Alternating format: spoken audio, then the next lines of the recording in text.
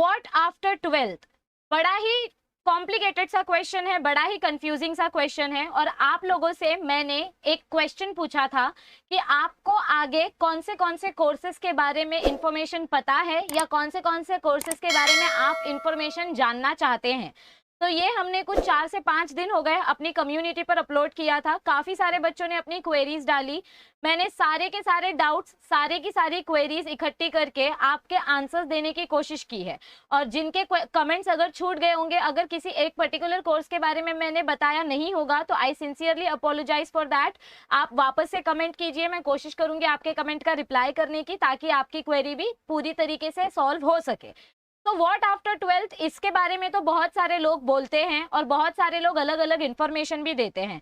आपको ऑलरेडी काफी कोर्सेज के बारे में पता है, लेकिन अब तक जो आपको नहीं पता था, अब तक जो आपने कभी नहीं सुना था, उसके बारे में आज आपको ज्ञान लैब चैनल में बताया जाएगा। This will be the best career guidance ever. आप इस वीडियो को देखने के बाद एकदम खुश हो जाएंगे, स्पेशली वो बच्चे जिनको बायोलॉजी में इंटरेस्ट है, जिनको केमिस्ट्री में इंटरेस्ट है, जिनको मैथ्स फिजिक्स में इंटरेस्ट है, लेकिन उनको इंजीनियरिंग या मेडिकल नहीं करना है। तो मैं आज के वीडियो में उन कोर्सेज के ऊपर ज्यादा फोकस करूंगी जो नॉन कन्वेंशनल कोर्सेज हैं, यानी कि जो इंजीनियरिंग और मेडिकल से हटकर हैं।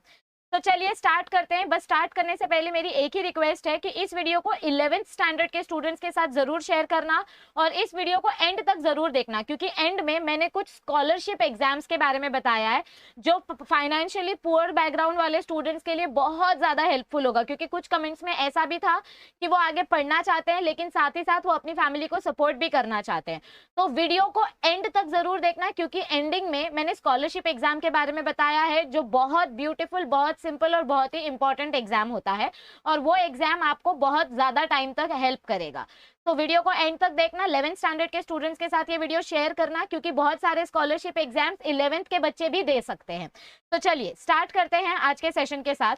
12th साइंस के बाद बहुत पुराना क्वेश्चन है कि क्या किया जाए। तो जो हमारे पीसीबी वाले बच्चे होते हैं वो सोचते हैं कि सिर्फ मेडिकल एक ऑप्शन है। जो हमारे पीसीएम वाले स्टूडेंट्स होते हैं वो सोचते हैं कि सिर्फ इंजीनियरिंग ही एक ऑप्शन है। लेकिन जो पीसीबी, पीसीएम और पीसीएमबी वाले स्टूडेंट्स होते हैं, जिनको ना तो मेडिकल करना है ना ही इंजीनियरिंग में इंटरेस्ट है, उनके लिए क्या? तो ये जो क्वेश्चन मार्क है, इस क्वेश्चन मार्क का आंसर आज आपको मिलेगा। चलिए सबसे पहले जो आपका एकदम पुराना, एकदम फेवरेट कुछ बच्चों का कोर्स है, जो एंट्रेंस एग्जाम है, दैट इज नीट। नीट के बारे में 2 मिनट बात कर लेते हैं। नीट होता क्या है? It is national eligibility cum entrance test. ये मेडिसिन के लिए देना कंपलसरी होता है। पहले आपका AIPMT होता था, all India pre medical test, और बहुत सारे जिपमर होते थे, एम्स होते थे, बहुत सारे एग्जाम होते थे। लेकिन अब नीट आपका नेशन वाइड एग्जाम एक्सेप्ट किया गया है, जो एंट्रेंस के बच्चों के लिए कंपलसरी होता है, जिनको मेडिकल में जाना है। तो अगर आप गवर्नमेंट कॉलेज की सीट्स देखो इंडिया में, सो अप्रोक्सीमेटली एमबीबीएस के लिए सिर्फ 60,000 सीट्स है और बीडीएस के लिए सिर्फ 25,000 सीट्स है। बीडीएस यानी कि डेंटल सर्जन, डेंटिस्ट जो होते हैं, और एमबीबीएस यानी कि bachelor of medicine and bachelor of surgery. तो ये दो सबसे वर्ल्ड फेमस कोर्सेज हैं और मैं तो चाहती हूँ कि जो बच्चा मेडिसिन करना चाहता है, जो बच्चा डॉक्टर बनना चाहता है, वो बन जाए। लेकिन सिर्फ चाहने से कुछ नहीं होता है, उसके लिए उतनी शिद्दत से मेहनत भी करनी पड़ती है। तो जिन्होंने 4 साल 5 साल से, कुछ बच्चे 9वीं से स्टार्ट कर देते हैं मेडिसिन की तैयारी करना, और उन बच्चों को हैट्स ऑफ है। तो जिन बच्चों ने अपनी जिंदगी, पूरी जिंदगी इस एग्जाम को देने के लिए यूज की है, तो उनका डेफिनेटली ये एग्जाम क्लियर हो सकता है अगर वो पूरे डेडिकेशन से अपनी पढ़ाई चालू रखें।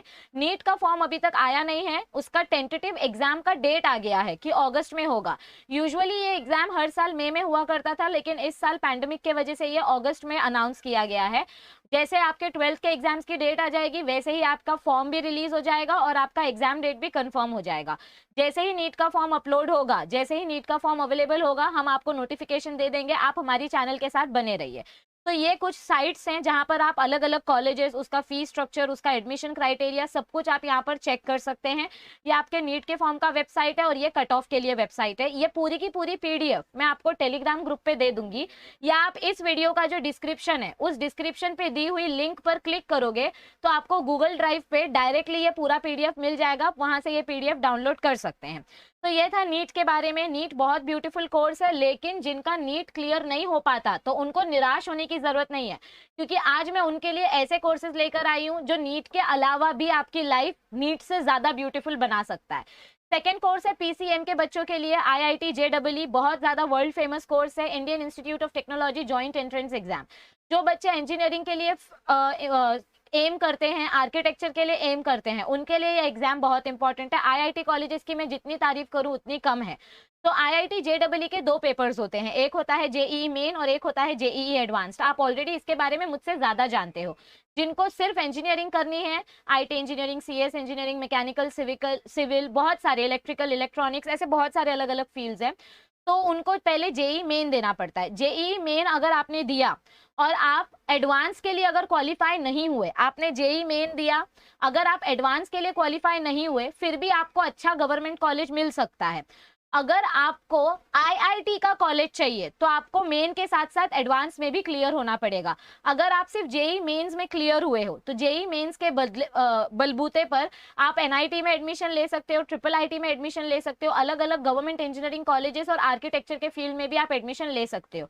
बस आर्किटेक्चर के लिए डिफरेंस ये होता है कि दो पेपर देने पड़ते हैं, एक पेपर 1 और एक पेपर 2। पेपर 2 बेसिकली उनके ड्राइंग और जनरल एप्टीट्यूड के ऊपर बेस्ड होता है, तो उसके बारे में भी आप सर्च करेंगे एंट्रेंस एग्जाम फॉर आर्किटेक्चर, तो आपको बहुत अच्छे से पता चल जाएगा। तो ये था जेईई के बारे में। अब जिन बच्चों को आईआईटी इंजीनियरिंग में नहीं जाना है, कुछ बच्चों को बायोटेक्नोलॉजी करना होता है, कुछ बच्चों को प्योर साइंस करना होता है, कुछ बच्चों को रिसर्च में इंटरेस्ट होता है, कुछ बच्चों को नासा में जाना है, इसरो में जाना है, बहुत सारे ऐसे वर्ल्ड वाइड इंस्टीट्यूट्स हैं, ऐसे ऑर्गेनाइजेशंस हैं जो रिसर्च के ऊपर फोकस करती हैं, तो उसके लिए भी जेईई मेन एलिजिबल है, एलिजिबिलिटी क्राइटेरिया है। सिर्फ ध्यान से सुनो, पूरी वीडियो देखना, आपको ऑटोमेटिकली पता चल जाएगा कि कौन सा एग्जाम देने से क्या फायदा होता है, या कौन से अलग अलग कोर्सेज हैं जो बिना मेडिकल और इंजीनियरिंग के भी हो सकते हैं। तो थर्ड कोर्स यहाँ पर मैंने बताया MHT CET. MHT CET is Maharashtra health and technical entrance common entrance test.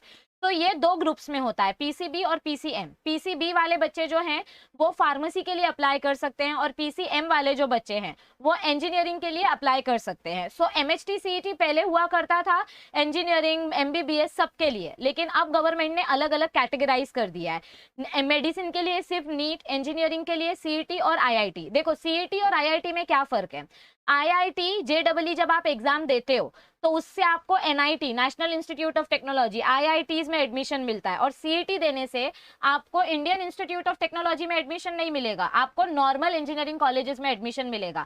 अब जब इंटरव्यू के लिए 2 इंजीनियर्स जाते हैं तो आईआईटी और एक नॉर्मल इंजीनियरिंग कॉलेज का बच्चा जब साथ में बैठता है तो आईआईटी का बच्चा पहला सिलेक्ट होता है, क्योंकि उनको कॉलेज में इतने प्रोजेक्ट्स, इतने एप्लीकेशन स्किल सिखाए जाते हैं कि ऑब्वियसली उसके पास ज्यादा मोर नॉलेज होती है, मतलब ज्यादा नॉलेज होती है, ज्यादा स्किल्ड होता है वो पर्सन।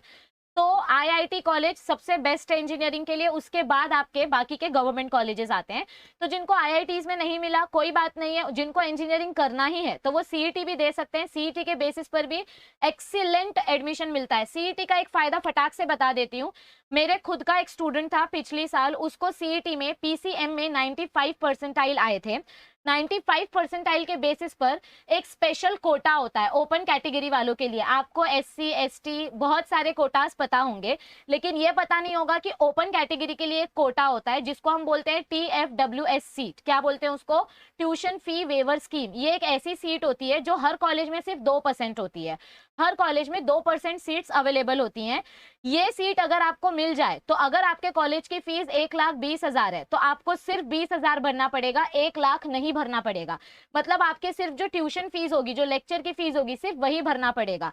मतलब एक प्राइवेट कॉलेज में भी अगर आप जाते हो और अगर आपका सीईटी का मार्क्स बहुत ज्यादा है, सीईटी का परसेंटेज बहुत ज्यादा है, परसेंटाइल बहुत ज्यादा है, तो आपको TFWS की सीट मिल सकती है। बहुत सारे बच्चे बोलते हैं अरे यार मैंने इतनी मेहनत से सीईटी दिया फिर भी मुझे 1.5 लाख भरना पड़ा। क्यों भरना पड़ेगा 1.5 लाख? आप सीईटी में अच्छा परफॉर्म करो। और सीईटी का बहुत एडवांटेज है, इसमें महाराष्ट्र बोर्ड का ही सिलेबस आता है। 11वीं और 12वीं आपने जो पढ़ा है महाराष्ट्र बोर्ड का, ना कोई एनसीईआरटी बुक, ना कोई फलाना डिमकाना बुक, आपको सिर्फ आपका महाराष्ट्र सिलेबस अच्छे से आना चाहिए। एनालिटिकल बेस्ड न्यूमेरिकल्स होते हैं वो अच्छे से आना चाहिए। आप आराम से 90 अबव परसेंटाइल ला सकते हो। ये सीट बहुत ब्यूटीफुल सीट है। बच्चे इस सीट को भरते ही नहीं है, उनको लगता है हमको मिलेगा ही नहीं एडमिशन। लेकिन मेरे खुद के स्टूडेंट को पिछली साल इस सीट में एडमिशन मिला है, और वो इतनी पुअर फैमिली से था, पर वो इतना प्राउड फील कर रहा था कि मैम आपकी मेहनत रंग लाई, मैंने भी मेहनत की, वो भी रंग लाई, उसके पेरेंट्स भी बहुत हैप्पी थे। तो आप खुद इमेजिन करो, आप भी ये परसेंटाइल लाकर बेस्ट इंजीनियरिंग कॉलेज में जाकर पढ़ाई कर सकते हो, वो भी एकदम मिनिमम रेट में। तो जिनकी फाइनेंशियल बैकग्राउंड पुअर है, वो अपनी पढ़ाई के दम पे अपना स्कॉलरशिप ले सकते हैं, अपना फीस कम करवा सकते हैं with the help of TFWS seat.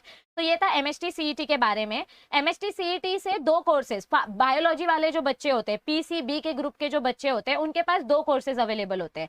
एक होता है B फार्म और एक होता है फार्म D।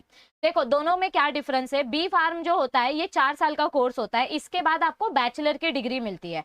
जिनको केमिस्ट्री में ज्यादा इंटरेस्ट है लेकिन बायोलॉजी भी अच्छा लगता है पर फिजिक्स इतना अच्छा नहीं लगता, तो वो लोग फार्मेसी कर सकते हैं। फार्मेसी में बेसिकली आप रिसर्च करते हो, वैक्सीन बनाते हो, मेडिसिन बनाते हो, बहुत कुछ करते हो। अभी तो आपको पता ही है वैक्सीन की कितनी मारामारी हो रही है, कोविड वैक्सीन की। तो B फार्म के वजह से यही सारी चीजें सिखाई जाती है, वैक्सीन के ऊपर रिसर्च होना, medicine banana.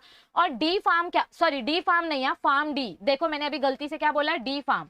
D pharm is diploma. ये डी फार्म जो कोर्स है ये एक डिप्लोमा कोर्स है। मैं आपको डिप्लोमा के बारे में नहीं बता रही हूँ, मैं आपको फार्म डी के बारे में बता रही हूँ। डी फार्म नहीं बोल रही हूँ मैं फार्म डी बोल रही हूँ। Pharm D is doctor of pharmacy. ये कोर्स 6 साल का होता है। It is a 6 years course जिसमें 5 साल कॉलेज अटेंड करना होता है और 1 साल इंटर्नशिप का होता है। ये कोर्स के बाद आपको सीधा डॉक्टरेट की डिग्री मिलती है और इसकी पेमेंट महीने में लाखों में होती है। ये हेड ऑफ द डिपार्टमेंट होते हैं, कितनी बड़ी बड़ी manufacturing, medicine manufacturing companies like Cipla and what not. तो आपके पास बहुत गोल्डन अपॉर्चुनिटीज है। आपको सिर्फ सीईटी में अच्छे मार्क्स लाने हैं तो आप बी फार्म या डी फार्म में एडमिशन ले सकते हैं, सॉरी बी फार्म या फार्म डी में। और जहां तक बात है डिप्लोमा की, तो डिप्लोमा का कोर्स 2 साल का होता है, किसी किसी कॉलेज में 3 साल का होता है। डायरेक्ट आपको प्राइवेट कॉलेजेस में एडमिशन दिया जाता है, कुछ 1 लाख 1.5 लाख फीस होती है, तो आप डायरेक्ट भी डी फार्म कर सकते हैं। बस फर्क इतना है कि डी फार्म करने से आपको ज्यादा सैलरी नहीं मिलेगी जितनी ज्यादा सैलरी आपको बी फार्म करने से और फार्म डी करने से मिलेगी। डिप्लोमा एकदम लोअर लेवल है, फिर उसके बाद बैचलर आता है और फिर उसके बाद डॉक्टरेट आता है। तो आप खुद अंदाजा लगा लो कि किसमें सैलरी ज्यादा है। मैं तो बच्चों को यही बोलूंगी कि भले ही इसमें टाइम थोड़ा ज्यादा लगे लेकिन आप फार्म डी करो। गवर्नमेंट कॉलेजेस अगर आपको फार्मेसी के मिल गए तो आपकी फीस कम से कम 40,000 में हो जाएगा, नहीं तो प्राइवेट कॉलेज में 2-2 लाख फीस होती है। और गवर्नमेंट कॉलेज अगर चाहिए तो आपको सीईटी में अबव 95 परसेंटाइल लाना पड़ेगा। एक ही शर्त है, मार्क्स लाओ, एडमिशन लेके जाओ।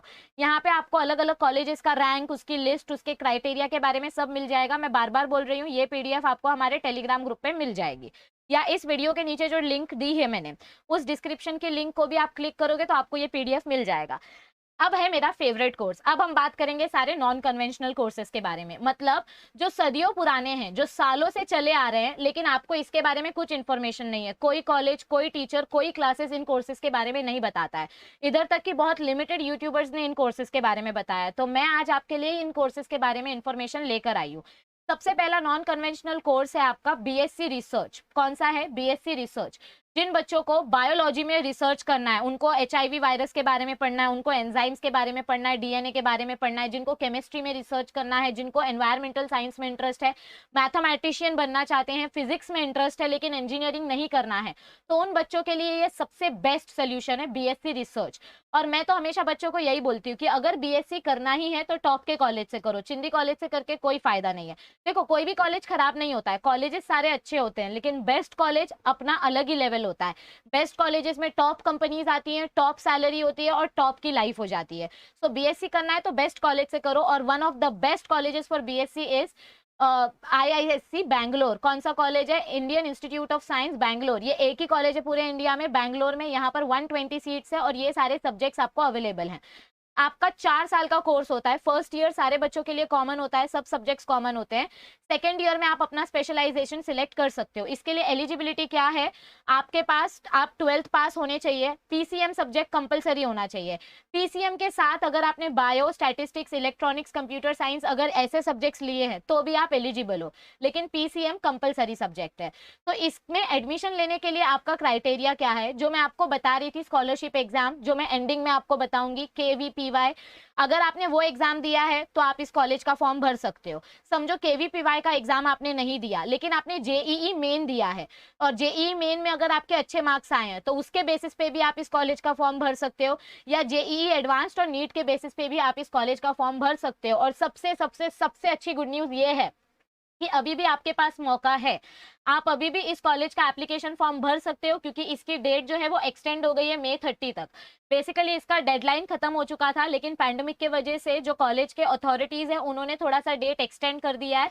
तो आप ये फॉर्म का एप्लीकेशन प्लीज, ये जो एप्लीकेशन फॉर्म है इस कोर्स का वो आप फिल कर लो ताकि आपसे ये अपॉर्चुनिटी ना मिस हो।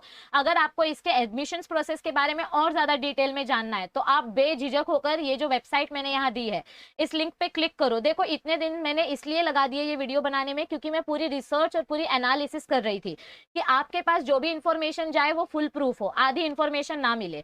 तो आप एडमिशन रिलेटेड सारी इंफॉर्मेशन इस वेबसाइट पे देख सकते हैं। और मैं हमेशा उस बच्चों को बोलूंगी जिनको BSc में इंटरेस्ट है, जिनको मेडिसिन या इंजीनियरिंग नहीं करना है, तो आपके लिए ये बहुत गोल्डन अपॉर्चुनिटी है।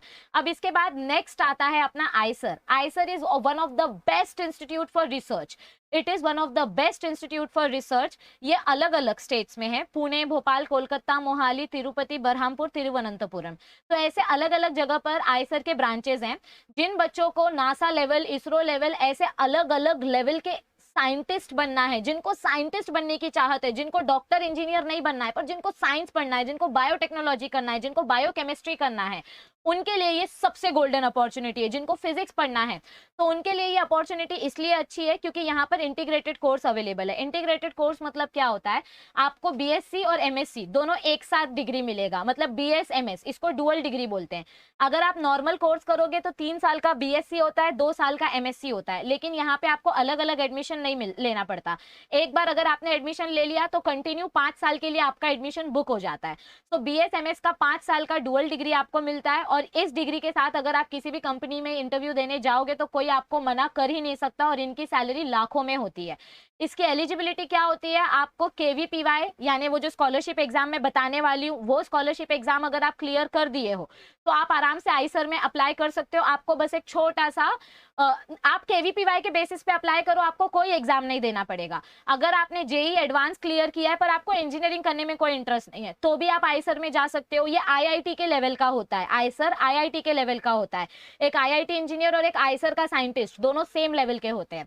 फिर आपका SCB स्टेट सेंट्रल बोर्ड, यानी कि अगर आपने महाराष्ट्र बोर्ड या किसी भी स्टेट से आपने बोर्ड एग्जाम दिया है तो भी आप इस एडमिशन के लिए एलिजिबल हो। आपको बस अपने बोर्ड एग्जाम में 99% से ज्यादा परसेंटेज लाने हैं। तो कुछ बच्चे होते हैं ना ऐसे जिनको ज्यादा मेडिकल या इंजीनियर नहीं बनना होता है पर उनको 12th में अच्छे मार्क्स चाहिए और उनको आगे प्योर साइंस पढ़ना है, तो ये उनके लिए खुला खजाना है।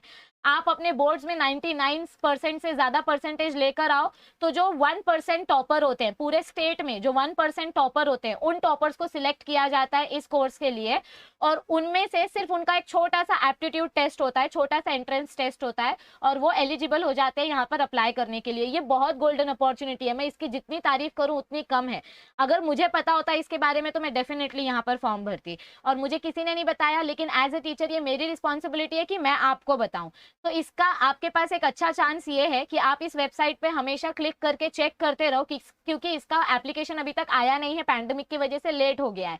तो इसका वेबसाइट आप रेगुलरली चेक करते रहो, लिंक मैंने दे दी है। आप अपने फोन में रिमाइंडर सेट करो, रोज सुबह 10 बजे आपको इसका फॉर्म चेक करना है।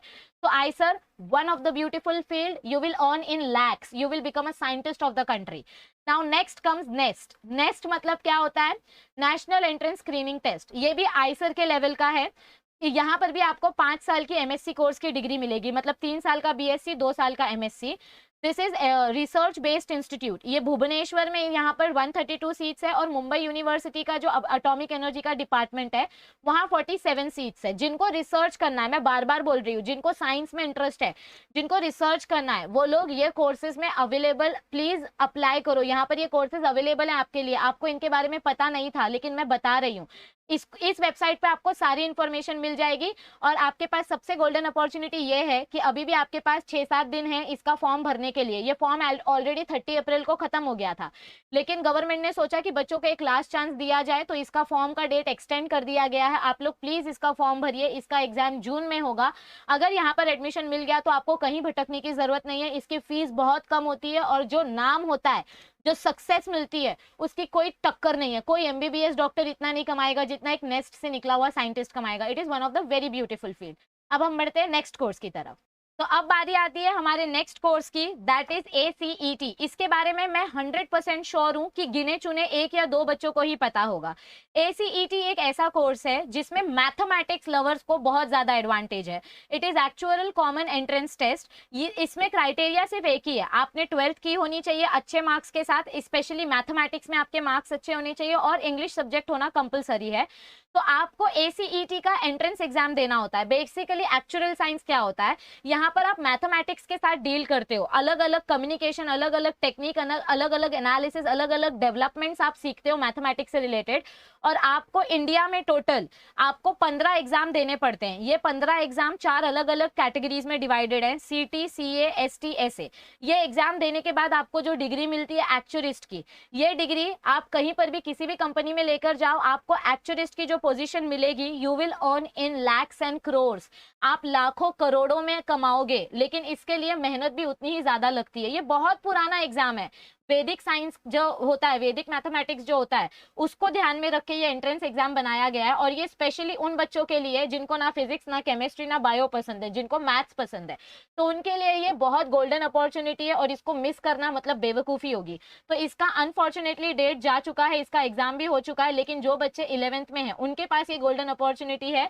आप लोग इसका एग्जाम ध्यान में देकर ये वेबसाइट चेक करते रहना, जैसे ही इसका फॉर्म आएगा आप इसका फॉर्म भर सकते हैं।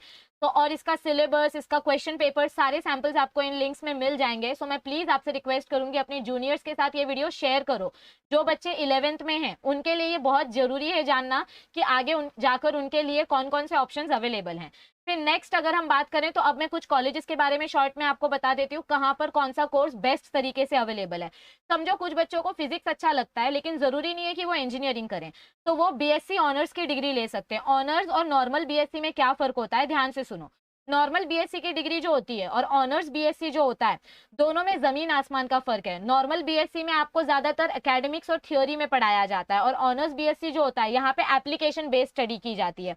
ऑनर्स डिग्री के साथ अगर आप जॉब के लिए जाओगे तो एक मास्टर्स, एक नॉर्मल MSc जो होता है उसके लेवल का BSc ऑनर्स कंपेयर किया जाता है। मतलब बहुत फर्क है, नॉर्मल BSc और BSc ऑनर्स में बहुत ज्यादा फर्क है।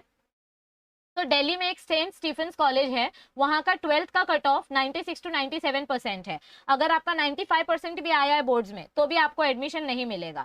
सो इतना अच्छा कोर्स है ये BSc ऑनर्स। इसके महाराष्ट्र में भी बहुत सारे कॉलेजेस हैं। आप इसके लिए नेक्स्ट एग्जाम भी होता है और बहुत सारे अलग अलग एग्जाम्स भी इसके लिए अवेलेबल है। तो आप please BSc honours courses in Mumbai, in Maharashtra search करो, आपको डेफिनेटली सारी इंफॉर्मेशन मिल जाएगी। फिर नेक्स्ट आता है आपका saint Xavier's college. Saint Xavier's college मेरा फेवरेट कॉलेज है। मुंबई में सेंट जेवियर्स कॉलेज है और यहाँ पर ऐसा कोई भी कोर्स नहीं है जो बेस्ट ना हो। अगर मैं हमेशा आपको बोलती हूँ BSc करना है तो बेस्ट कॉलेज से करो, और अगर टॉप कॉलेज की बात की जाए तो सेंट जेवियर्स का नाम साइंस के लिए हमेशा टॉप पर आता है। साइंस के लिए, आर्ट्स के लिए, कॉमर्स के लिए। मैं लॉ के बारे में भी बताऊंगी, मैं आपको बहुत सारे NDA के बारे में भी बताऊंगी, आप बस वीडियो को एंड तक देखो। तो सेंट जेवियर्स कॉलेज जो होता है, सेंट जेवियर्स कॉलेज में आपको बहुत सारे कोर्सेज अवेलेबल है। और जो वर्ल्ड फेमस, पूरे वर्ल्ड में जो सबसे फेमस कोर्स है माइक्रोबायोलॉजी, जिन बच्चों को बैक्टीरिया के साथ खेलना पसंद है, जिनको वायरस की स्टडी करनी है, जिनको वैक्सीनेशन के ऊपर पढ़ना है, तो उनके लिए माइक्रोबायोलॉजी बहुत ब्यूटीफुल फील्ड है। मैंने खुद BSc की है माइक्रोबायोलॉजी से। तो microbiology is a very difficult and very interesting field. और सेंट जेवियर्स में एडमिशन मिलने के लिए आपको 12th में 92-93% से ज्यादा होने चाहिए, तो ही आपको सेंट जेवियर्स में एडमिशन मिलेगा। तो पहला स्ट्रीम, पहला डिपार्टमेंट, आपके 3 डिपार्टमेंट्स है सेंट जेवियर्स में। पहला डिपार्टमेंट बायोलॉजिकल साइंसेज, जहां पर आपको बॉटनी, लाइफ साइंस, माइक्रोबायोलॉजी ये सब्जेक्ट्स देखने को मिलेंगे। दूसरा डिपार्टमेंट फिजिकल साइंसेज, जहां पर आपको सारे टेक्निकल फील्ड्स मिलेंगे, IT, software development, bachelor in vocational, chemistry, geology, mathematics etcetera. और थर्ड डिपार्टमेंट है लैंग्वेज डिपार्टमेंट, जहां पर आप एक्स्ट्रा वोकेशनल कोर्सेज कर सकते हो, जैसे आर्ट्स का डिपार्टमेंट हो गया, bachelor of mass media management studies and vocational tourism, बहुत बहुत फेमस कॉलेज है और बहुत ही ज़्यादा सक्सेसफुल कॉलेज है, ब्रिटिश के ज़माने का कॉलेज है। और यहाँ की प्लेसमेंट का मैं क्या ही तारीफ करूँ, इतना बेस्ट प्लेसमेंट है कि इसका कोई टक्कर का दूसरा कॉलेज मैं बोल ही नहीं सकती। So it is one of the best college. ये यहाँ पर आपको ज़्यादातर 12th के एग्जाम्स के बेसिस पर ही आपको एडमिशन मिलता है। इनका कोई अगर छोटा मोटा एंट्रेंस एग्जाम होता है तो आप इस वेबसाइट पे कंटिन्यूअस चेक करते रहिए, आपको पता चल जाएगा। It is very good college for BSc. फिर नेक्स्ट आता है आपका Manipal university, Manipal that is MAHE. यहाँ पर एक एग्जाम होता है, entrance exam, MAHE exam, Manipal academy of higher education. It is the best college for biotechnology. कुछ बच्चों ने कमेंट सेक्शन में मेंशन किया था, मैम हमको बायोटेक्नोलॉजी करने में इंटरेस्ट है, हमको बायोकेमिस्ट्री करना है, हमको साइकोलॉजी के बारे में जानना है। तो मैं तो हमेशा आपको यही बोलूंगी कि अगर मौका मिले तो बीएससी ऑनर्स में एडमिशन लो। अगर बीएससी ऑनर्स में एडमिशन नहीं मिला तो नॉर्मल बीएससी करो, लेकिन नॉर्मल बीएससी भी बेस्ट कॉलेज से करो। मणिपाल यूनिवर्सिटी में बायोटेक्नोलॉजी सबसे बेस्ट है, इतनी बेस्ट बायोटेक्नोलॉजी शायद ही कहीं और होगी। और यहाँ पर आप अलग अलग, बहुत सारे बच्चे ऐसे जिनका बोलना है कि मैम मुझे अब आगे ज़्यादा नहीं पढ़ना है, मुझे लैब वर्क करना है, मुझे टेस्टिंग में इंटरेस्ट है, तो आप मेडिकल इमेजिंग टेक्नोलॉजी ये सारे कोर्सेज भी आप मणिपाल यूनिवर्सिटी से कर सकते हो। कोर्स 4 साल का होता है, 3 साल का एकेडमिक और 1 साल का इंटर्नशिप होता है। So best university for graduation courses, जिनको मेडिकल और इंजीनियरिंग में नहीं जाना है उनके लिए ये बेस्ट कोर्सेज है। फिर नेक्स्ट आता है आपका वेटरनरी टेस्ट। बहुत सारे बच्चों ने कमेंट किया था कि मैम हमको एनिमल्स का डॉक्टर बनने में इंटरेस्ट है, तो उनके लिए AIPVT all India pre veterinary test करके होता था, लेकिन इसके लिए अब आपको नीट एग्जाम देने की जरूरत है। तो ये देखो, ये जो मैंने यहाँ पर लिंक दिया हुआ है, ये लिंक आप प्लीज चेक करो, क्योंकि इसका फॉर्म जून जुलाई में निकलेगा।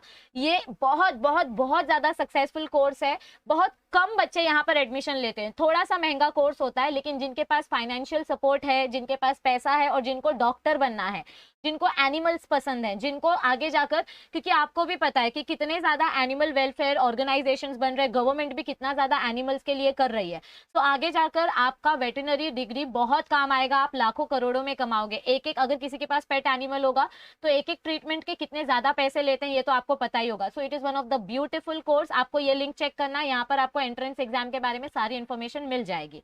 ओके फिर उसके बाद नेक्स्ट आता है अपना bits Pilani. Bits Pilani is again one of the best entrance exam. यहाँ पर आपको बिट सेट का एग्जाम देना होता है, और ये एग्जाम स्पेशली बीएससी स्टूडेंट्स के लिए होता है, जिनको बीएस करना है ऑप्टोमेट्री में। समझो बहुत सारे बच्चे ऐसे होंगे जिनका चश्मे का दुकान है, या जिनके फैमिली में बहुत सारे डॉक्टर्स हैं, पर उनको डॉक्टर बनने में इंटरेस्ट नहीं है, बट उनको चश्मे में इंटरेस्ट है, उनको आईज सर्जन बनना है, या आइस में इंटरेस्ट है, या वो आगे जाकर अपनी कोई शॉप खोलना चाहते हैं। सो उनके लिए ये बेस्ट अपॉर्चुनिटी। और यकीन मानो आधे से ज्यादा दुनिया मोबाइल में इतनी देखती है कि सबको चश्मा लग ही जाता है, तो आपका बिजनेस कभी फ्लॉप नहीं होगा। तो बिट सेट एग्जाम देकर आप यहाँ पर एडमिशन ले सकते हो। और मैं हमेशा बोलूंगी, देखो कॉलेजेस बहुत सारे हैं, लेकिन अगर एडमिशन लेना ही है तो बेस्ट कॉलेज में एडमिशन लो। और इसीलिए मैं बोलती हूँ, पढ़ो 12th के एग्जाम्स बहुत मैटर करते हैं। तो इसका ऑलरेडी फॉर्म स्टार्ट हो चुका है, इसका लास्ट डेट 29 में है। तो जिन बच्चों को ऑप्टिशियन बनना है, ऑप्थेल्मोलॉजिस्ट में जाना है, या ऑप्टोमेट्री पढ़ना है, तो आप लोग प्लीज 29 मई से पहले ये फॉर्म भर लो। इसकी सारी इन्फॉर्मेशन आपको इस लिंक में मिल जाएगी। ये पीडीएफ में टेलीग्राम ग्रुप पे दे दूंगी, आप डायरेक्ट इस लिंक से अपना सारा इन्फॉर्मेशन चेक कर सकते हो। ठीक है, फिर नेक्स्ट अपना आता है, यहाँ पे बहुत सारे कॉलेजेस के नाम दिए हुए हैं। Lady Shriram college for women, IIPR Indian institute of psychology and research, Christ university, mount Carmel, presidency college, saint Xavier's college Mumbai, etcetera etcetera. ये सारे कॉलेजेस अलग अलग स्टेट्स में हैं, और ये सबसे ज्यादा फेमस है साइकोलॉजी के लिए, BA in psychology and BSc in psychology. Basically psychology क्या होता है, अभी जैसे आपके साथ इतना ज्यादा स्ट्रेस हो रहा है, आप इतने ज्यादा डिप्रेशन में जा रहे हो, तो ह्यूमन को समझना, ह्यूमन बिहेवियर को समझना, सोशल इन्फ्लुएंस को समझना, ये सारी चीजें समझने के लिए आपको साइकोलॉजी की डिग्री जरूरी होती है। और यकीन मानो बहुत सारे हॉस्पिटल्स में बहुत सारे कंसल्टेंसीज साइकोलॉजिस्ट को अपॉइंट करते हैं। सो ये डिग्री कभी फ्लॉप नहीं होती है, और अगर आप इन कॉलेज से ये डिग्रीज लोगे तो डेफिनेटली आपका करियर गोल्डन हो जाएगा। ओके तो इसका एप्लीकेशन फॉर्म अप्रैल मई में स्टार्ट होता है, आप इसकी साइट चेक कर सकते हैं, ताकि आप अपने जूनियर्स, अपने भाई बहन को इस कोर्स के बारे में बता सकें।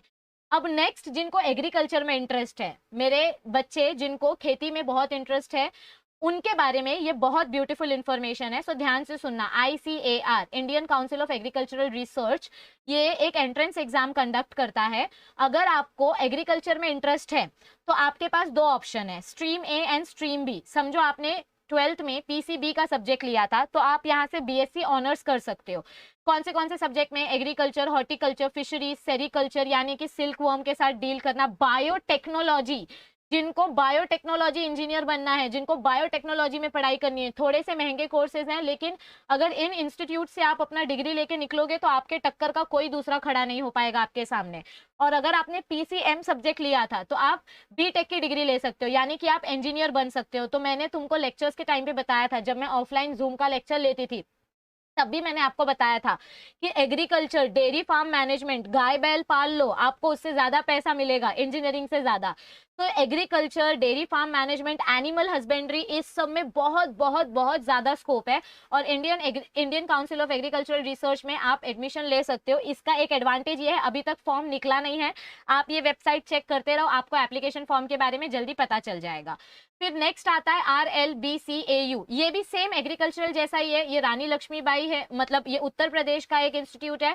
तो हर एक स्टेट में ऐसे अलग अलग एग्जाम्स है, यहाँ पर भी आप ICAR के बेसिस पे एडमिशन ले सकते हो। जिसको अलग अलग स्टेट्स के बारे में जानना है वो उस हिसाब से सर्च करो, गूगल पे सब मिलेगा।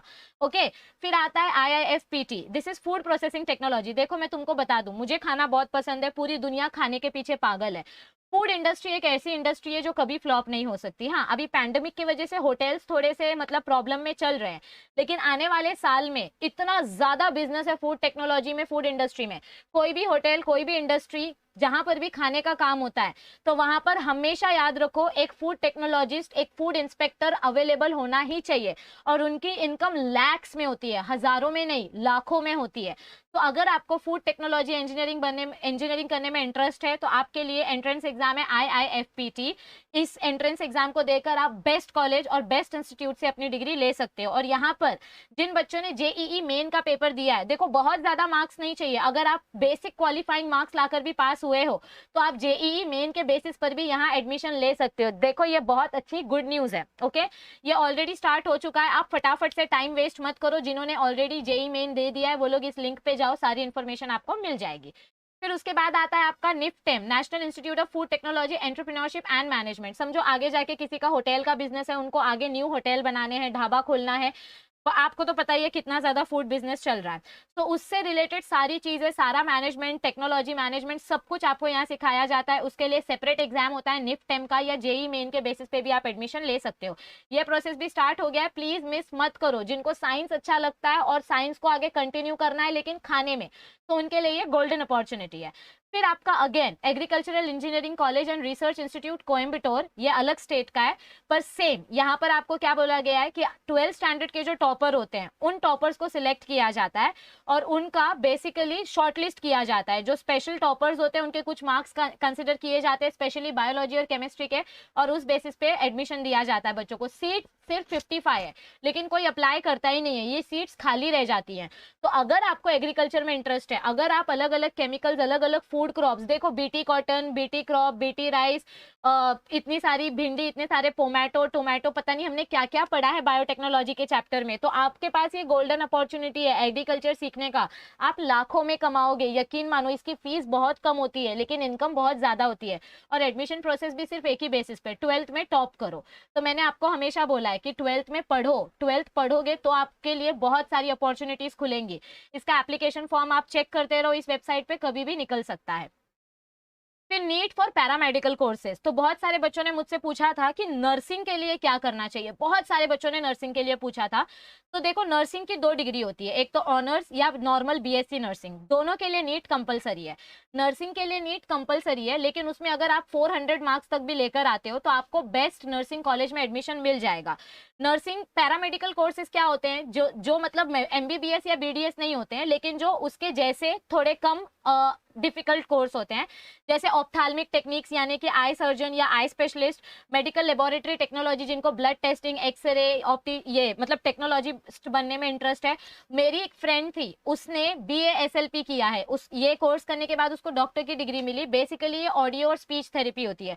कुछ बच्चे बोल नहीं पाते हैं, बचपन से उनको बोलने में तकलीफ होती है, कुछ बच्चे सुन नहीं पाते हैं, तो उनका ट्रीटमेंट ये स्पेशलिस्ट करते हैं। और ये इतना इतना ब्यूटीफुल जॉब है, इसमें इतना इनकम है, इतना पैसा है, आपको बस थोड़ी मेहनत करनी है, नीट में थोड़े डिसेंट मार्क्स लेकर आने और आप इन कोर्सेज के लिए अप्लाई कर सकते हो। आप कार्डियक लेबोरेटरी टेक्नोलॉजी बन सकते हो। बड़े बड़े सर्जन्स बिना इनके इनकम्प्लीट है। कोई भी डॉक्टर जब सर्जरी करने जाता है तो उनको कार्डियक टेक्नोलॉजिस्ट चाहिए, उनको एनेस्थीसिस्ट चाहिए, उनको न्यूरो टेक्नोलॉजिस्ट चाहिए, उनके बिना ऑपरेशन हो ही नहीं सकता। डॉक्टर अकेला कुछ नहीं कर सकता और इनकी पेमेंट्स डॉक्टर के पेमेंट्स के कंपैरिजन में की जाती है। ओके, सो ये एक अच्छा चांस ये है कि नीट अभी तक अनाउंस नहीं हुआ है, तो आपके पास अपॉर्चुनिटी है, आप इन कोर्सेज के बारे में और ज्यादा सर्च करो। यहाँ पर मैंने आपको टॉप कॉलेजेस की लिंक दी हुई है, आप इस लिंक पे जाके सर्च करो, आपको सारी इंफॉर्मेशन मिल जाएगी। प्लीज 12th में पढ़ना स्टार्ट करो, नीट के लिए प्रिपेयर करना स्टार्ट करो। फिर और एक एंट्रेंस एग्जाम होता है निमहंस, मतलब ये एक इंस्टीट्यूट है, national institute of mental health and neuro sciences, जहां पर brain related neuro surgery, neuro surgeon के बारे में पढ़ाया जाता है। यहाँ पर भी आप बीएससी नर्सिंग कर सकते हो, 4 साल का कोर्स होता है, 77 सीट्स है, बहुत कम फीस लेकिन बहुत अच्छा कोर्स होता है। Radiography, BSc in radiography, BSc in anaesthesia technology, आपने तो देखा ही होगा कि सर्जरी करते वक्त पेशेंट्स को बेहोश किया जाता है, एनेस्थीसिया दिया जाता है, तो वो कोई भी इंसान उठ के नहीं दे सकता, उसके लिए एक स्पेशलिस्ट चाहिए, एक स्पेशल डॉक्टर होता है उसके लिए, और सिर्फ 6 सीट्स होती हैं। सोचो, इमेजिन करो, तुमने इस कोर्स के बारे में सुना भी नहीं होगा, लेकिन जिनको डॉक्टर नहीं बनना है पर डॉक्टर के साथ काम करना है और डॉक्टर का नाम भी चाहिए, तो उनके लिए इससे बढ़िया बात और क्या हो सकती है। सो प्लीज इसको अपने जूनियर्स के साथ शेयर करो। ये फॉर्म ऑलरेडी भरा जा चुका है, तो अभी के बच्चे नहीं भर सकते, लेकिन जो नेक्स्ट ईयर 12th में आएंगे वो बच्चे ये फॉर्म भर सकते हैं। फिर नेक्स्ट आता है केवीपीवाई, तो यहाँ पर आपका आ गया स्कॉलरशिप एग्जाम, जो मैंने आपको बताया था कि स्कॉलरशिप के एग्जाम के बारे में मैं बताऊंगी। दिस इज किशोर वैज्ञानिक प्रोत्साहन योजना। ये अपनी कंट्री का इतना ब्यूटीफुल ऑनगोइंग नेशनल प्रोग्राम है जिसमें बच्चों को फेलोशिप दिया जाता है। फेलोशिप मतलब क्या होता है, जब तक आप पढ़ोगे तब तक आपको स्कॉलरशिप मिलती रहेगी। इसमें कम से कम मंथली स्कॉलरशिप 5000 रुपीज की होती है। तो यहाँ पर 2 कैटेगरीज होती है, इसको 11th स्टैंडर्ड के बच्चे भी दे सकते हैं, 12th स्टैंडर्ड के बच्चे भी दे सकते हैं। 11th स्टैंडर्ड के बच्चे अगर देंगे तो उनको SA कैटेगरी का फॉर्म भरना पड़ेगा, अगर 12th स्टैंडर्ड के बच्चे दे रहे हैं तो उनको SX कैटेगरी का फॉर्म भरना पड़ेगा। और गुड न्यूज ये है कि ये फॉर्म अभी तक रिलीज नहीं हुए हैं, तो जो अभी बच्चे 12th में हैं, मैं उनसे एक ही रिक्वेस्ट करूंगी, आप लोग प्लीज इस वेबसाइट पे जाओ, इनका सिलेबस चेक करो, इनके प्रीवियस ईयर के क्वेश्चन पेपर्स देखो और इसकी तैयारी करना स्टार्ट करो। क्योंकि आपको आइसर में, ध्यान से देखो इधर मैं क्या बता रही हूँ, अगर आपको Indian institute of science education and research, आपको साइंटिस्ट बनना है तो आपको केवीपीआई एग्जाम में पास होना पड़ेगा। तो उसके 2 फायदे हैं, पैसा भी मिलेगा जिसको हम स्टाइपेंड या स्कॉलरशिप बोलते हैं या फेलोशिप बोलते हैं, और आप IISc और आइसर में डायरेक्ट अप्लाई कर सकते हो, कोई दूसरा एंट्रेंस नहीं देना पड़ेगा, बस 12th के मार्क्स और केवीपीवाई का स्कॉलरशिप। और इसके बेसिस पे बहुत सारे बच्चे IIT हैदराबाद में भी अप्लाई कर सकते हैं। आप इंडियन इंस्टीट्यूट ऑफ टेक्नोलॉजी में भी पढ़ सकते हो बिना JEE मेंस के, आप वहां पर BSc कंप्यूटर साइंस की डिग्री ले सकते हो। You have many many many golden opportunities. KVPY की वजह से आपने देखा कितने सारे एग्जाम्स आप क्लियर कर सकते हो। तो केवीपीवाई के बारे में आपको सारी इंफॉर्मेशन इस वेबसाइट पे मिल जाएगी। आप लोग प्लीज गूगल सर्च करो, इस वेबसाइट पे जाओ, आपको सारी इंफॉर्मेशन मिलेगी और एग्जाम की तैयारी स्टार्ट करो। फिर आता है लॉ। कुछ बच्चों को बिल्कुल साइंस में इंटरेस्ट नहीं है, अब उनको अपना स्ट्रीम चेंज करना है तो वो लॉ भी कर सकते हैं, या बच्चों को साइंस का लॉ बनना है, मतलब साइंटिफिक लॉयर बनना है। जैसे कि हमने बायोटेक्नोलॉजी वाले चैप्टर में पढ़ा था कि जब भी अपने साइंटिस्ट कोई नया डिस्कवरी करते हैं, तो नया राइस या नया मेडिसिन बनता है तो उसको हमको पेटेंट करवाना पड़ता है, कुछ बायो एथिक्स के रूल फॉलो करने पड़ते हैं, बायो पेटेंटिंग करवाना पड़ता है। तो ये सब काम साइंटिस्ट का नहीं होता है, ये सब काम साइंटिफिक लॉयर्स का होता है।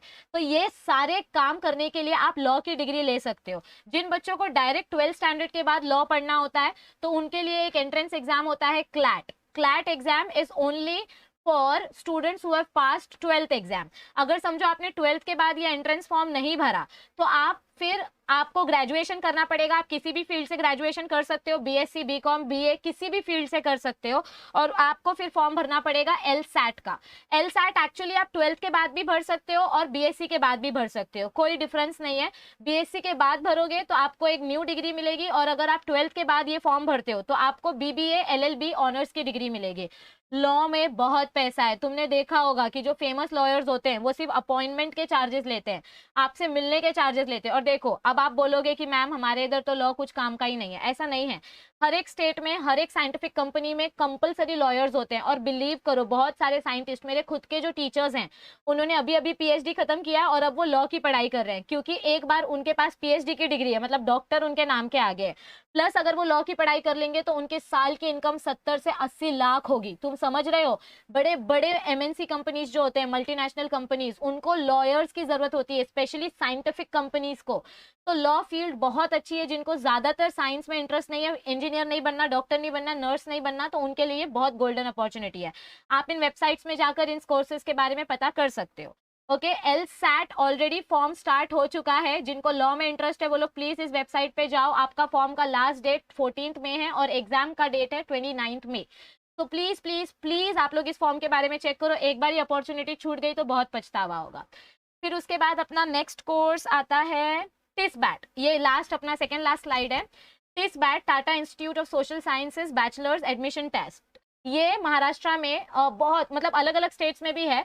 ये एक इतना ब्यूटीफुल इंस्टीट्यूट है जहां पर पढ़ने के लिए आपको स्कॉलरशिप मिलेगी। मतलब अगर आप ये एग्जाम क्रैक करते हो, बहुत डिफिकल्ट एग्जाम होता है, तो जिनको साइंस में इंटरेस्ट नहीं है लेकिन जिनको सोशल सर्विस में इंटरेस्ट है, जिनको केमिस्ट्री पसंद नहीं है पर जिनको समाज के लिए कुछ करना है या जिनको ह्यूमैनिटीज सीखनी है, तो उनके लिए बेस्ट अपॉर्चुनिटी है। आपको ये एंट्रेंस एग्जाम देना है। अगर आप ये एंट्रेंस एग्जाम क्लियर करते हो तो आपको स्कॉलरशिप के साथ साथ डिग्री भी मिलेगी। You get integrated BA MA degree, और MA की डिग्री के बाद आप लॉ भी पढ़ सकते हो। देखो लॉ की पढ़ाई आप कभी भी कर सकते हो, ग्रेजुएशन के बाद, मास्टर्स के बाद, PhD के बाद कभी भी कर सकते हो। यहाँ पर आपको BA honours in social sciences, जिनको UPSC का एग्जाम देना है, बहुत सारे बच्चों ने UPSC के बारे में पूछा था, तो UPSC के लिए याद रखो आपके पास ग्रेजुएशन का डिग्री होना कंपलसरी है। आप 12th के बाद डायरेक्ट UPSC नहीं दे सकते। 12th के बाद आपको किसी भी फील्ड में, चाहे इंजीनियरिंग करो, बहुत सारे ऐसे साइंटिस्ट हैं जिन्होंने साइंटिस्ट बनने के बाद UPSC का एग्जाम दिया, बहुत सारे ऐसे लोग हैं, लॉयर्स हैं, जो लॉयर बनने के बाद UPSC का एग्जाम देते हैं। तो आपके पास बेसिक ग्रेजुएशन की डिग्री होना जरूरी है। आर्ट्स, कॉमर्स, साइंस किसी भी फील्ड से दे सकते हो, लेकिन याद रखो अगर आप एक साइंटिस्ट हो, अगर आप एक डॉक्टर हो, अगर आप एक इंजीनियर हो, तो आपके पास एक प्लस पॉइंट होता है, क्योंकि आपको जो 17 एग्जाम होते हैं, UPSC पेपर जो होता है, स्टार्टिंग में एक प्रिलिमिनरी टेस्ट होता है और फिर पेपर 2 होता है। तो पेपर 2 में जो 17 सब्जेक्ट्स होते हैं उसमें आपके पास एक एडेड एडवांटेज रहता है। अगर आपके पास हाई डिग्री है, अगर आप मास्टर्स या आप साइंटिस्ट हो या आप डॉक्टर हो, तो आपको एक लेवल आगे भेज दिया जाता है। So it is a very wonderful field. जिनको सिविल सर्विसेज में जाना है, देखो अपने पूरी कंट्री में सबसे बेस्ट एग्जाम है UPSC सिविल सर्विसेज, लेकिन वो उतनी ही ज्यादा डिफिकल्ट है। 10 लाख से ज्यादा बच्चे हर साल एग्जाम देते हैं, लेकिन उसमें से सिर्फ 90 बच्चे कलेक्टर बनते हैं, यानी IAS बनते हैं। 90 भी नहीं, 90 बच्चे सिलेक्ट होते हैं, उसमें से कुछ लोग IAS बनते हैं, फिर IPS बनते हैं, फिर इंडियन फॉरेन सर्विसेज में जाते हैं, फिर इंडियन फॉरेस्ट सर्विसेज में जाते हैं। UPSC बहुत ब्यूटीफुल एग्जाम है, लेकिन उसके लिए आपको ग्रेजुएशन की डिग्री होना बहुत जरूरी है। जैसे जैसे आप ग्रेजुएशन लेना स्टार्ट करोगे, आपको ऑटोमेटिकली UPSC और MPSC के बारे में पता चल जाएगा। MPSC स्टेट लेवल का होता है, UPSC पूरे सेंट्रल लेवल का होता है, यूनियन पब्लिक सर्विस एग्जाम। तो it is very beautiful exam. आप किसी भी डिग्री के बाद वो एग्जाम दे सकते हो। अगर आपको करना ही है तो आप आर्ट्स लेकर करोगे तो अच्छा है, या साइंटिस्ट बन के करो तो भी अच्छा है। आपके ऊपर डिपेंड करता है आपका इंटरेस्ट किसमें, क्योंकि इंटरेस्ट बहुत ज्यादा मैटर करता है। फिर अदर कोर्सेज के बारे में अगर हम बात करें तो मैनेजमेंट स्टडीज के बारे में आप पढ़ सकते हो, बिजनेसमैन बन सकते हो। आपको अगर जर्नलिस्ट बनना है, आपको न्यूज रिपोर्टिंग करनी है, आपको रेडियो में रेडियो जॉकी बनना है, आपको टीवी एंकर बनना है, तो आपके लिए मास मीडिया बहुत, ये मेरा ड्रीम था, लेकिन ठीक है, आई टुक साइंस एंड आई होप कि मैं बायोलॉजी अच्छा पढ़ा लेती हूँ, तो ठीक है, मुझे रिग्रेट नहीं है। तो आप मास मीडिया में भी जा सकते हो, आप BBA भी कर सकते हो। देखो MBA के बारे में आपने सुना होगा, लेकिन MBA से पहले एक डिग्री होती है BBA, जिसमें आपको बिजनेस का बेसिक्स पढ़ाया जाता है। फिर BCA, जिन बच्चों को फिजिक्स केमिस्ट्री में इंटरेस्ट नहीं है पर उनको कंप्यूटर में बहुत इंटरेस्ट है, वो कंप्यूटर एप्लीकेशंस के बारे में पढ़ना चाहते हैं, तो BCA करने के बाद MCA का एक एंट्रेंस एग्जाम होता है, उसके बाद उसका आप एग्जाम दे सकते हो, उसमें आप एडमिशन ले सकते हो। एक कंप्यूटर इंजीनियर और एक MCA वाला पर्सन, दोनों का सैलरी इक्वल होता है। इनफैक्ट MCA, मैं खुद ऐसे एक मेरी फ्रेंड है उसको जानती हूँ, उसकी सैलरी 95,000 है, उसने MCA किया है और उसको ज्यादा टाइम नहीं हुआ है काम करते हुए। So it is a very beautiful course. फिर BHM, hotel management, hospitality management, बहुत अच्छा कोर्स है। गवर्नमेंट कॉलेजेस करोगे ना तो आपको जो पैसा मिलेगा उसका आपको अंदाजा भी नहीं है। BSc एविएशन, जिनको पायलट बनना है वो लोग पहले या तो वो डायरेक्ट 12th के बाद एविएशन कोर्स कर सकते हैं। बहुत महंगा कोर्स होता है ये, सस्ता नहीं होता है। Aeronautical science, aeronautical engineer, BSc aviation थोड़ा महंगा कोर्स होता है, तो अगर आपको इसमें एडमिशन लेना है तो बहुत सारे क्राइटेरिया फुलफिल करने होते हैं। आपका बॉडी फिट होना चाहिए, आपकी हाइट होनी चाहिए, आपको मैथ सब्जेक्ट कंपलसरी होना चाहिए, एंट्रेंस एग्जाम में प्रॉपर मार्क्स आने चाहिए। आप एनडीए के थ्रू भी एविएशन में जा सकते हो, इंडियन फोर्स की स्टडी, इंडियन फोर्स एयरफोर्स में आईएएफ की डिग्री आप ले सकते हो, लेकिन उसके लिए भी आपके पास ग्रेजुएशन की डिग्री होना कंपलसरी है।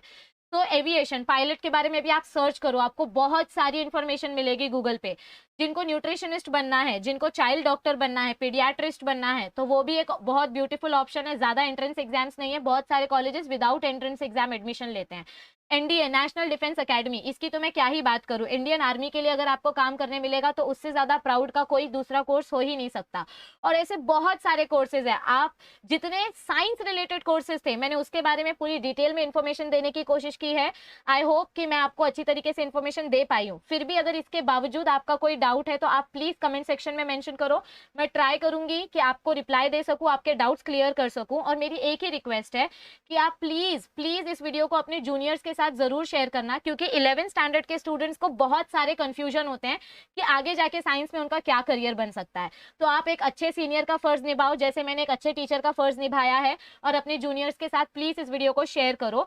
आपको अगर वीडियो अच्छी लगे तो लाइक कर देना, शेयर कर देना, अच्छी ना लगे तो ना मत लाइक करना, लेकिन जूनियर्स के साथ प्लीज शेयर करना, उनको इन एग्जाम्स के बारे में पता होना बहुत जरूरी है। चैनल को सब्सक्राइब नहीं किया तो सब्सक्राइब कर लो, और हमारा टेलीग्राम ग्रुप है ज्ञान लैब, उसको ज्वाइन करो, क्योंकि वहां पर मैं ये पूरी पीपीटी आपको दे दूंगी, तो आप डायरेक्ट लिंक ओपन कर सकते हो, या आपको बार बार वीडियो देखने की जरूरत नहीं पड़ेगी।